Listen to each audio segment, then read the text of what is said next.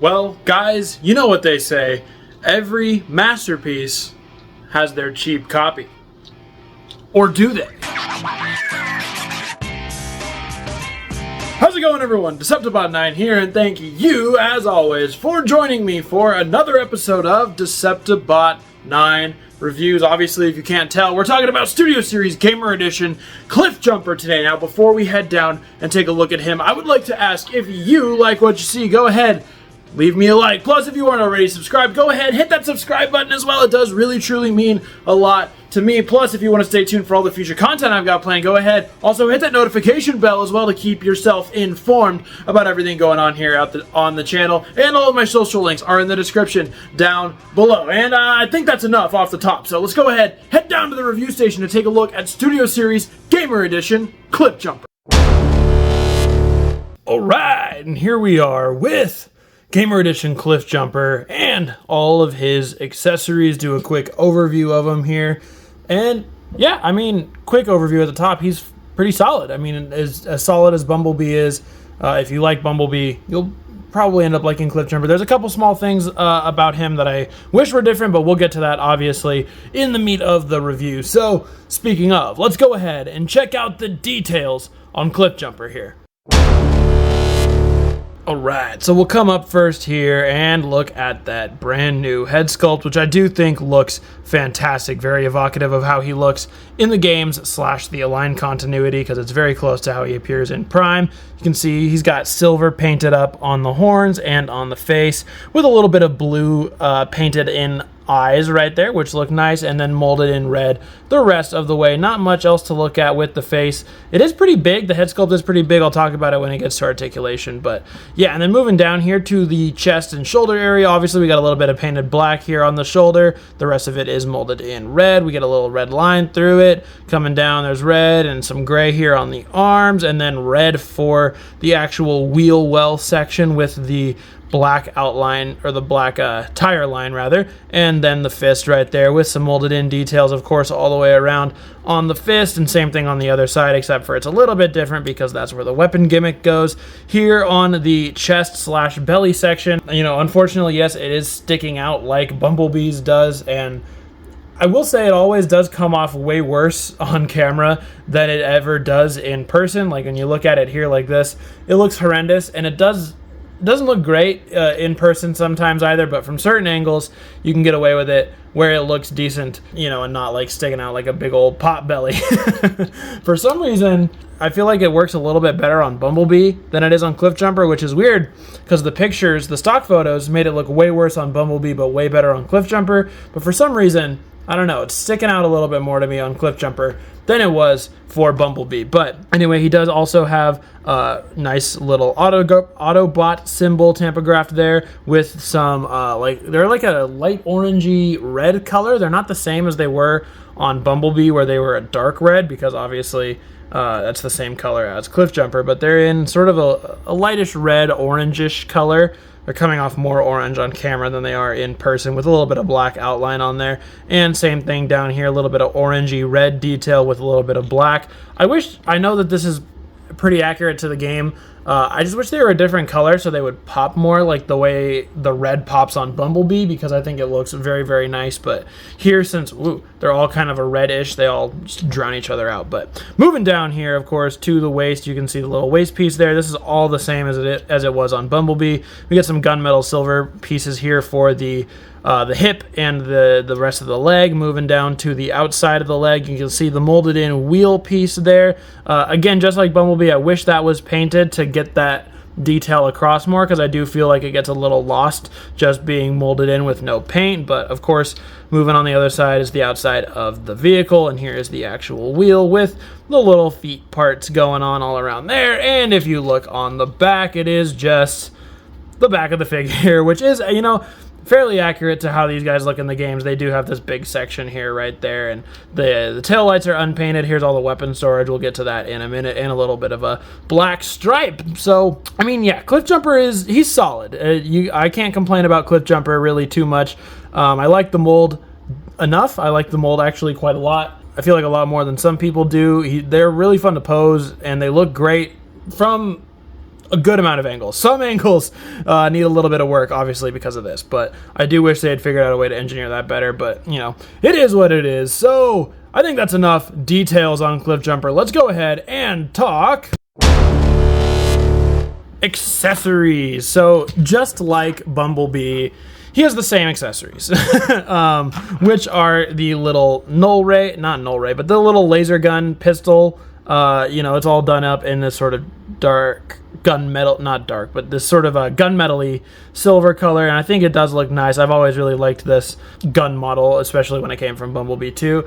And we also get the sort of plasma cannon looking one, which these are all, you know, very much from the game, and I absolutely love that we're getting actual weapons from the game that do the swap gimmick and everything. There's the 5mm port. We'll take a look at that in a second, but you can see all the detail on the plasma cannon. And of course, he's not complete without his little melee weapon dagger, which looks very, very awesome. I still love the way this thing looks, the way it's molded in with the lines here on the actual blade, sort of replicating like a Damascus steel type look, is super, super cool. As for this, of course, because it's a 5mm port down here, you can put it into his hands. You can put it in either one if you would like, because it fits in both. And of course, if you have Bumblebee, you could give them two. Either Cliffjumper could have two or Bumblebee could have two, to sort of replicate the original Generations toy, which had two arm blades on there. But for storage, there's a little tab here on the back. If you just slap it into any one of those ports, it will hang out there.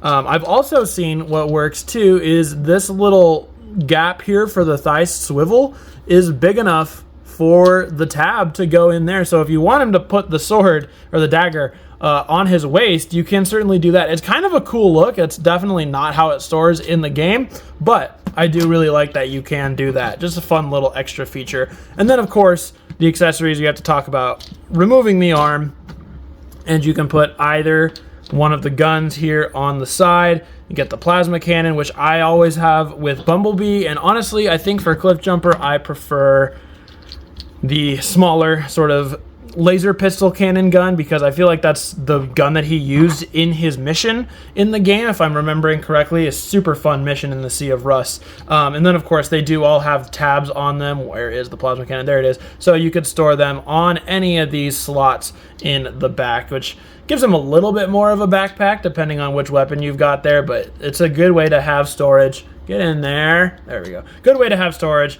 Slap it on the back, I guess, is good enough, but yeah, so that's Cliffjumper's accessories with the gun and everything. I do wish they had switched it up slightly from Bumblebee, so we weren't getting exactly the same one, but still, I do like that you get multiple gun options. It helps build up your repertoire of guns for if they make more Studio Series Gamer Edition figures. You can have a whole selection to choose from, which will be fantastic. So that's enough accessories. Let's go ahead now and talk about his articulation. Okay, so this is like my biggest gripe with the Cliffjumper figure, is the head is so big and it has a ball joint on it, but it's so big that it can't really articulate as well as I would like it to. So it swivels about that far around the other way. You can see where the ball joint is, kind of right down there. It only goes up that far. It only goes up that far, and it only goes down that far, and it barely tilts side to side. Now, I'll bring in Bumblebee really quick, because Bumblebee's head range is super impressive. He looks up that far, he looks down, you know, right about there, and he also has this side-to-side ball joint. It just makes him very expressive, and it looks very, very nice on Bumblebee. But Cliffjumper, as much as I love the actual head sculpt, it just gets in the way a little bit. It's just, I think it's just a little too big. If they had kept the details and everything, scaled it down slightly to get a little more range, because it's just kind of blocked by stuff here in the back and on the sides. So see, when you move it to the side, he can look up a little bit more, but that's about it. But if he's going straight back, bang, it can't go up at all, which is it's pretty disappointing. Small thing, but it really annoys me. Arms go all the way around. They go out up that far, I guess, rather. They swivel here at the bicep. Both arms do have elbow as well. Even if you have the gun on, it does have an elbow, which is nice. Nothing in the wrist, which is unfortunate. Does have a waist swivel that goes all the way around if he untabs the chest button there. Legs go forward that far. They go backward that far. They go out. Time to test Cliffjumper splits. Oh, Cliff, come on. You can do better than that. Oh, yeah, that's like I'll give that an 8.5 on the split game. He definitely needs improvement on that split, but he does also have swivel here at the thigh. Does have a knee bend that goes fairly far. It stops about there naturally, but then you can take it obviously further than that if the leg comes untabbed. And then, of course, he does have the ankles that go outward just due to transformation, but as many people did with Bumblebee, the same thing applies here. If you want to swap the legs or flip the waist and then spin the legs around like that, that gives you an inside ankle pivot, and it also moves the wheel out to the outside. So if you want to do like that, then you can give him an ankle pivot, which, you know, is honestly always appreciated, but sometimes I don't like looking at that big gap. So I just leave him normal most of the time because he does what I would like him to do fairly well enough. So, all right, that's enough about the articulation on Cliffjumper. Let's go ahead, do a couple quick comparisons here. All right, first up, here he is with his wave mate, Brawn, from the same wave of Studio Series, and you can see how they look sort of together and in front of each other. Cliffjumper is a little bit bigger. Brawn is a little bit on the smaller side, but they both are looking really, really nice. Here is Cliffjumper with the other two Gamer Edition Autobots, of course, being Bumblebee and Optimus Prime. I mean, so far, great looking team. I can't wait to get some more Gamer Edition characters to add to this lineup. And here's Cliffjumper with the other Gamer Edition Decepticons. We've got Megatron and Barricade, obviously. Megatron is kind of the same wave as Cliffjumper, except he's the Voyager, obviously, and Barricade from the previous wave.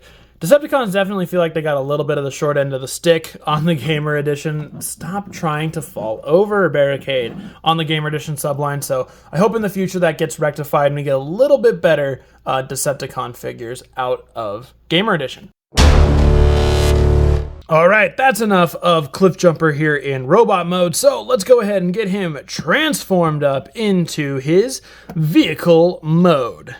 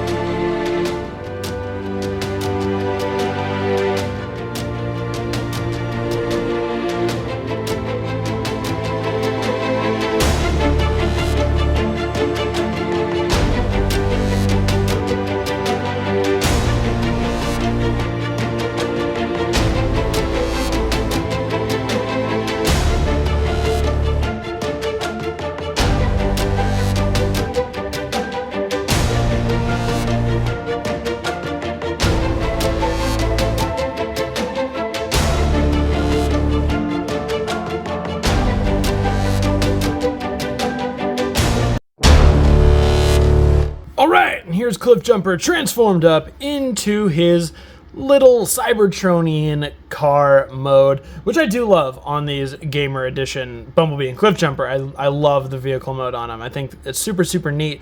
There is one problem with the Cliffjumper version of the mold, which is related to the head, but we'll talk about that here in a minute. So let's go ahead and take a look at the details here in vehicle mode. Alright, so up here in his little vehicle mode, you can see now what was the sides of the chest have become the headlights there, and the front was the chest torso section is now the front bumper of the car. Autobot symbol is still there, and we get this nice sleek shiny black paint that goes all the way over, sort of emulating windows and a roof somehow, and over here to the sides. Wheels, obviously, now what were the arms are now on the front. These ones are the ones from the feet. There's a little bit of molded detail here on the side of the vehicle.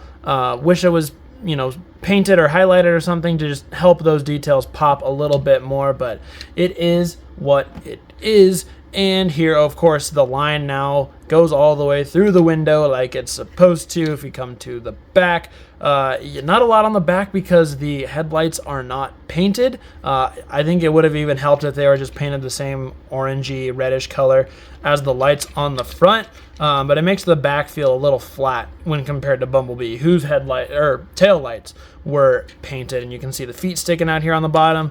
And here's the rest of the bottom. You get the hand sticking out here. And visible face syndrome. What? No, it's not that big of a deal because there's a tab there. We'll talk about that in a second. But the problem I was mentioning is this little piece right here. So Cliffjumper's head, again, back to the big issue.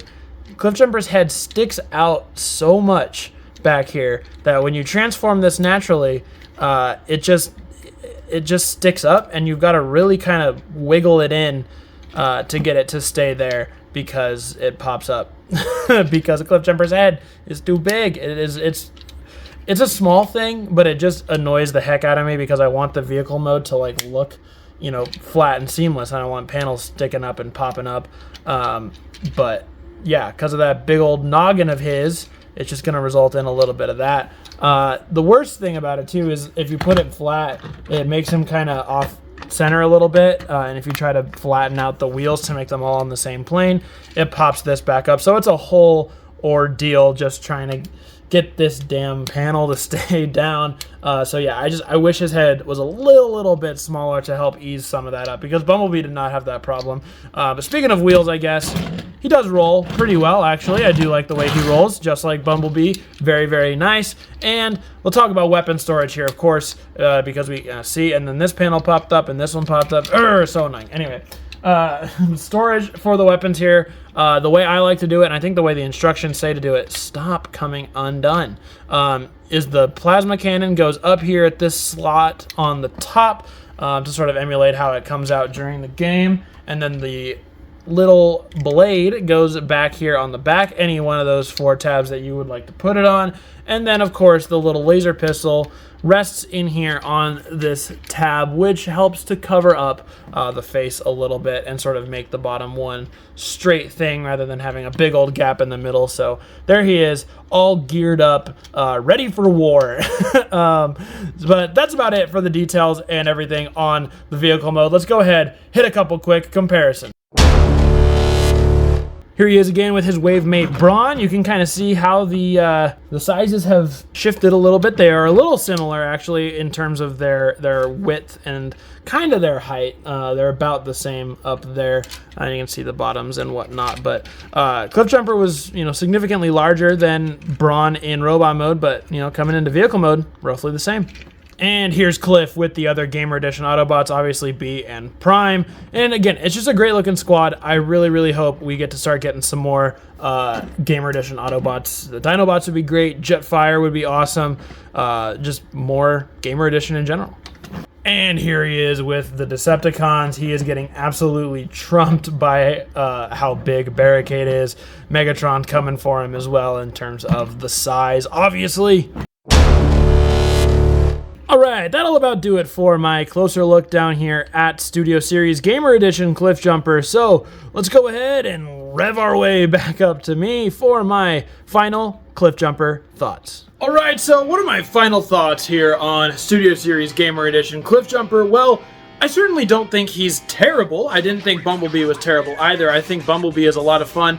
Cliffjumper also is a lot of fun, with the few minor exceptions of I just wish the red colors were different on the lights to make them pop a little bit more like they do on B. Plus, I just think the head sculpt, while the head sculpt is great, I do think it is a tad too large. It kind of gets in the way of articulation and transformation in certain things. And of course, if you want to fix the ankles yourselves, you can do that. But that is a downside of him. But oh yeah, overall, I mean, he's not bad. I think if you like the Bumblebee mold, you will end up liking Cliffjumper well enough, just like me. And I still am excited to see what the future of Gamer Edition holds. Alright guys, well that's going to do it for my full review of Transformers Studio Series Gamer Edition Cliffjumper. So go ahead and let me know your thoughts on Cliffjumper and the Gamer Edition subline as a whole down in the comments below. And guys, as always, thank you for coming to another episode of Deceptibot 9 Reviews. It has been a pleasure having you here, and As always, I've been your host, Deceptibot9, and I will see you all